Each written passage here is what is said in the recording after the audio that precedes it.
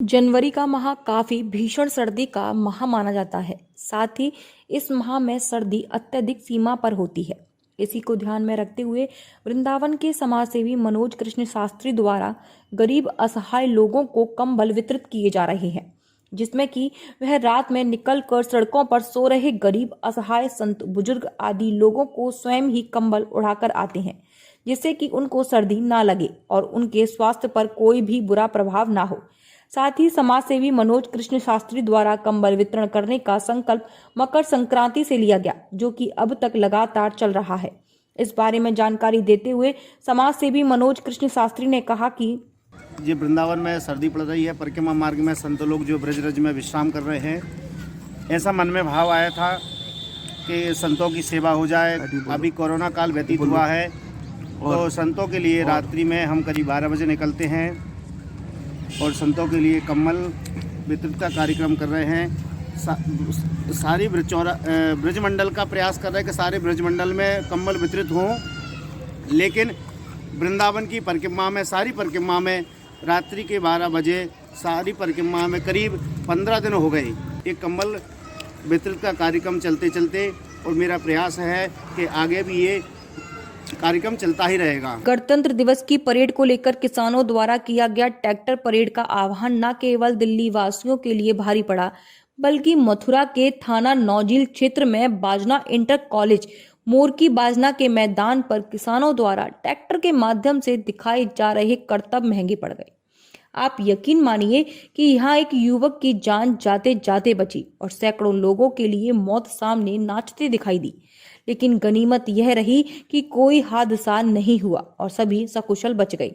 हुआ यूं कि किसान ट्रैक्टर परेड को लेकर उधर दिल्ली में घुस रहे थे, इधर मथुरा जनपद के थाना नौजील क्षेत्र में किसान ट्रैक्टरों का एक लंबा जखीरा लेकर यमुना एक्सप्रेस वे पर जाम लगाने के उद्देश्य से मोर की बाजना इंटर कॉलेज पर जा पहुंचे, जहां किसानों के युवा पुत्रों को न जाने क्या सूझी कि उन्होंने इंटर कॉलेज के प्रांगण में ट्रैक्टरों के माध्यम से कुछ करतब दिखाने की ठानी और इसी प्रयास के चलते एक ट्रैक्टर पलट गया, जिसमें से चालक उछल कर गिर गया, जिसकी जान जाते जाते बची।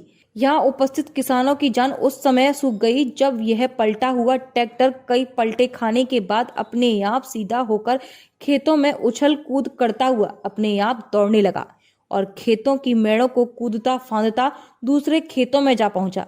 हालांकि कुछ युवाओं ने इस अनियंत्रित ट्रैक्टर के पीछे दौड़कर उसको पकड़ लिया और पीछे से ट्रैक्टर पर चढ़कर उसे काबू में कर लिया। अब सवाल इस बात का उठता है कि क्या इस आंदोलन के माध्यम से किसान खुद अपना ही नुकसान करने पर तुले हैं या फिर ऐसा करके सरकार को क्या दिखाना चाहते हैं। कमाल की बात यह रही कि इस तरह के करतब दिखाने के लिए ना तो यहाँ मौजूद किसान नेताओं ने इस युवा को रोका और ना ही उन वृद्ध किसानों ने जो किसानों की अगुवाई करने के लिए यहाँ एकत्रित हुए थे। मथुरा छाता विकास खंड के अंतर्गत कस्बा शेरगढ़ के निकटवर्ती ग्राम पंचायत आदमपुर में सरकारी पैसों का इस्तेमाल कैसे किया है, आप अपनी स्क्रीन पर देख सकते हैं। यहाँ सरकार से सार्वजनिक शौचालय के नाम पर पैसे लेकर लोगों को ठगा गया है। दरअसल ग्रामीणों ने ठेकेदार व ग्राम पंचायत सचिव पर गंभीर आरोप लगाए हैं, जिसकी जांच हेतु उच्च अधिकारियों से शिकायत भी की गई। शिकायतकर्ता करणलाल तिवारी व कुंवरपाल तिवारी ने बताया कि शौचालय बनाने में घटिया सामग्री का इस्तेमाल किया गया। पक्की ईंटों की जगह बल्कि पीली ईंटों से कार्य कराया गया है।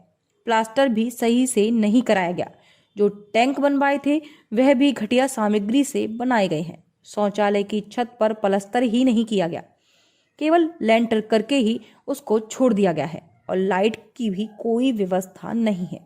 पानी की फिटिंग करा दी गई है और छत पर पानी की टंकी रख दी गई है, लेकिन पानी का कोई भी इंतजाम अभी तक नहीं किया गया। जहां अभी शौचालय चालू भी नहीं हुआ, उससे पहले तो शौचालय में लगी टाइलें ही टूटने लगी। अब ग्रामीणों की बातों से और इन दृश्यों से साफ जाहिर होता है कि प्रधान सचिव और ठेकेदार सरकार का दिया हुआ पैसा बचाने के चक्कर में लगे हुए हैं।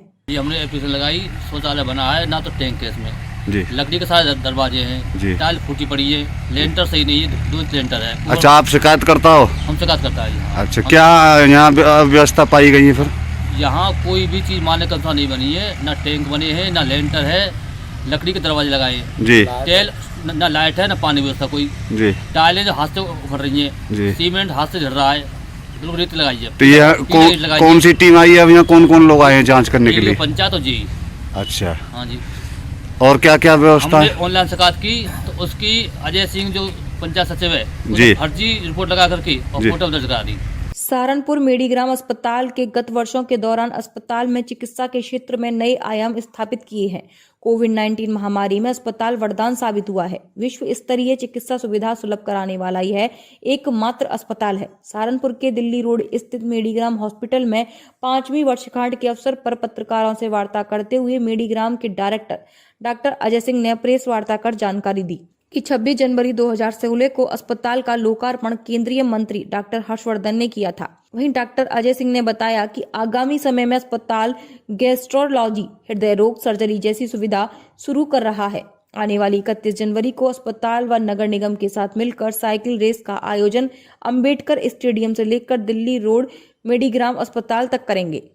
ये बिल्कुल सही होगा और इसमें कोई दिक्कत की कहीं तक की कोई बात नहीं है। हर विभाग में जिसमें हम कार्य कर रहे हैं, लेकिन उसमें हम लोग उसी स्तर की और एक मैं अलग से ऐड कर दूं, एक जिसको कहते हैं ट्रीटमेंट विद अफेक्शन भी हम दे रहे हैं। ट्रीटमेंट विद अफेक्शन का मतलब है जब व्यक्ति कहीं बाहर जाता है, नंबर 1 वह कई बार चिकित्सक को नहीं जानता, वह अस्पताल के तौर तरीकों को नहीं जानता, उसके पास हो सकता है उस समय सामर्थ्य ना हो, पैसे ना हो, तो यह भी सब सुविधाएं उससे बढ़कर हम यहाँ दे रहे हैं। क्योंकि अगर कोई रात को हमारे पास इलाज के लिए आ जाता है, उसके पास पैसे हैं नहीं हैं, हम लोग इलाज जारी कर देते हैं, जो कि शायद कहीं पर आपको नहीं मिल पाएगा। आपके अस्पताल में किस किस बीमारी का स्पेशलिस्ट है या इलाज संभव है? हमारे अस्पताल में कुल मिला के अगर देखा जाए 12 से 13 विभाग हैं जो सुचारू रूप से पूरी तरह से काम कर रहे हैं। Critical care, medicine, intervention cardiology, urology, respiratory medicine, general surgery, laparoscopic surgery, trauma, orthopaedics, joint replacement, maxillofacial surgery, pain clinic, gynae and obstetrics and dental department, और फिजियोथेरेपी, डायटेक्स, इसके अलावा और भी ऐसे सपोर्ट डिपार्टमेंट्स होते हैं जो पूरी तरह से काम कर रहे हैं। 26 जनवरी को गणतंत्र दिवस परेड में भाग लेने के लिए न जा सके समाजवादी पार्टी कार्यकर्ताओं ने कस्बा बलदेव के मुख्य चौराहे से लेकर महावन तहसील तक ट्रैक्टर मार्च निकाला। नगर अध्यक्ष के नेतृत्व में निकाली गई इस ट्रैक्टर मार्च में मात्र आधा दर्जन ट्रैक्टर ही शामिल हुए और किसानों के समर्थन में नारेबाजी करते हुए बलदेव से महावन तहसील के लिए रवाना हुए, जिसको लेकर समाजवादी पार्टी कार्यकर्ताओं ने कहा कि केंद्र सरकार किसानों की बातों को नहीं मानेगी तो समाजवादी पार्टी के कार्यकर्ता किसानों के लिए जान तक लड़ा देंगे। इस संबंध में जानकारी देते हुए समाजवादी पार्टी के कार्यकर्ताओं ने कहा कि ये माननीय अखिलेश जी के आह्वान पर किसानों के समर्थन में जो किसानों के प्रति काले कानून जो सरकार लाई है उनको बदलवाने के लिए, किसानों के समर्थन के लिए समाजवादी पार्टी आज पूरे उत्तर प्रदेश में किसान ट्रैक्टर रैली निकाल रही है और किसानों का समर्थन कर रही है। हम लोग यहाँ से इकट्ठे हुए तहसील स्तर तक जाएंगे और अपनी बात को रखेंगे और किसानों के समर्थन में काले कानून को बदलवाने के लिए सरकार पर दबाव बनाएंगे। राया थाना क्षेत्र के बलदेव रोड स्थित भारत कोल्ड स्टोरेज से लोक दल के नेता मुकेश चौधरी के नेतृत्व में कृषि कानून बिल को लेकर सरकार के खिलाफ नारेबाजी करते हुए ट्रैक्टर रैली निकाल कर यमुना एक्सप्रेस वे पहुंचे। राष्ट्रीय लोकदल के नेता बनी सिंह चौधरी, ओम प्रकाश चौधरी के नेतृत्व में सैकड़ों की संख्या में किसानों ने ट्रैक्टर रैली निकाल कर यमुना एक्सप्रेस वे पर चढ़ने की कोशिश की। पुलिस प्रशासन के लाख समझाने के बावजूद किसान नहीं माने और अपनी जिद पर अड़ गए। किसानों के संख्या बढ़ती देख पुलिस प्रशासन बौना साबित हुआ और यमुना एक्सप्रेसवे पर जाम लग गया। किसान ट्रैक्टर रैली को देखकर प्रशासन के हाथ पैर फूल गए और लंबा जाम लग गया, जिसमें कई एम्बुलेंस जाम में फंसी रही। सरकार के साथ में हमारे किसान भाइयों की एक बैठक हुई, उसमें निर्णय लिया गया कि ये स्वतंत्रता दिवस के उपलक्ष्य में किसान अपनी शांतिपूर्वक व्यवस्था के अनुसार परेड कर सकता है और वो दिल्ली में तक जाने के लिए अनुमति है किसान के लिए। किसान शांतिपूर्वक अपनी परेड के लिए यहाँ एकत्रित हुआ है। पुलिस प्रशासन रोक रहा है, ये ज्यादती कर रहे हैं, किसानों को निकलने नहीं दे रहे हैं। हम इनसे काफ़ी अनुरोध कर रहे हैं कि ऐसी स्थिति उत्पन्न मत कीजिए कि जिससे कि कोई भी बहुत आगे बढ़े, लेकिन हम हटने का नाम नहीं लेंगे। चाहे ये लाठीचार्ज करें, चाहे हम पे गोली चलाएं, हम ये कितनों को लाठी मारेंगे, कितनों को गोली चलाएंगे, हम तैयार हैं उसके लिए। भारत में अपना 72वां गणतंत्र दिवस बड़ी धूमधाम के साथ मनाया गया। पूरे देश के साथ महारानी लक्ष्मीबाई की नगरी झांसी में भी 72वां गणतंत्र दिवस बड़ी धूमधाम से मनाया गया, जिसमें झांसी मंडलायुक्त सुभाष चंद्र शर्मा, आईजी सुभाष बघेल, जिलाधिकारी आंद्रा वामसी और एसएसपी दिनेश कुमार पी ने ध्वजारोहण करते हुए सलामी दी। साथ ही शपथ लेते हुए शासन द्वारा चलाई जा रही नीतियों के बारे में अवगत कराया। वहीं झांसी पुलिस लाइन में पुलिस जवानों ने फायरिंग करते हुए सलामी दी और परेड निकाली। फायरिंग के दौरान जवानों में तालमेल नजर आया। वहीं उत्कृष्ट कार्य करने पर झांसी मंडलायुक्त और एसएसपी की ओर से पुलिस जवानों को प्रशस्ति पत्र देकर सम्मानित किया गया। वहीं स्कूली बच्चों ने भी एक से बढ़कर एक रंगारंग कार्यक्रम प्रस्तुत किए, जिसे बस देखते बन रहा था। इसी क्रम में झांसी के ऐतिहासिक किले पर भी ध्वजारोहण करते हुए गणतंत्र दिवस मनाया गया। तो वहीं रेलवे विभाग में भी गणतंत्र दिवस मनाया गया।